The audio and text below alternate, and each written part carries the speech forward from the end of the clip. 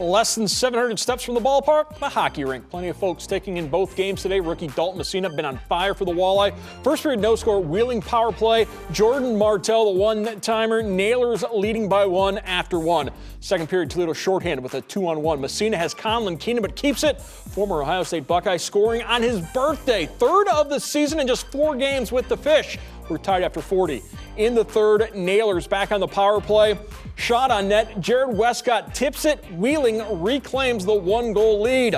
Later in the third, Toledo, after killing off a 5-on-3, Riley McCourt just out of the box, back at full strength, keeps the puck in the Nailer zone. Brandon Cruz tying the game at 2. McCourt is 44th assist, most in a single season by a Walleye defenseman. 5 minutes ago, Fisher buzzing off the rebound, right to Cruz, buries the rebound. Toledo's first lead of the game. You know the old expression, 'tis better to be lucky than good. Jan Bednar living that. Puck takes a weird bounce off Bednar's back, but stays out of the net.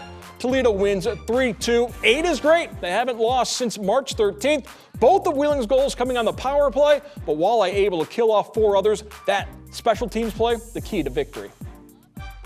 You know, live by our principles of the penalty kill, which Coach Hirschfeld's done a great job with all year, and just got a battle. It's that time of the year, playing desperate hockey teams.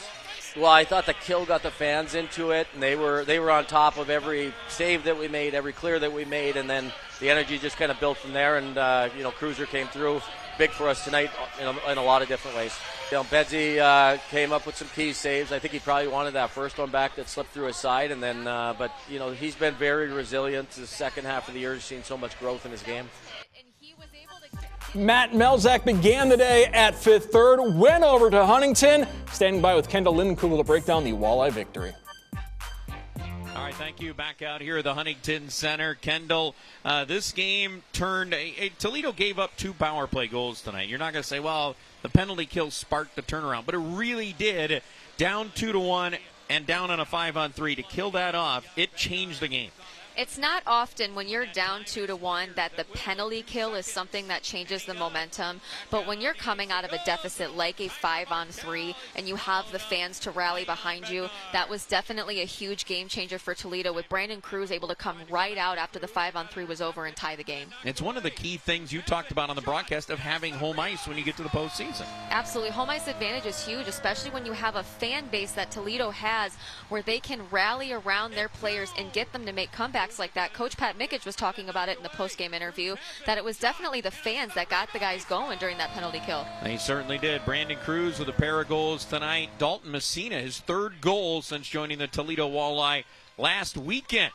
That's how quickly he has turned it on for the Toledo Walleye, getting a shorthanded goal tonight as they beat the Wheeling Nailers 3-2. They get the Indy Fuel here tomorrow night after the Mud Hens play Nashville over at 5th Third Field. So busy day in downtown Toledo, and the Toledo teams go 2-0 as we send it back to you now in the studio.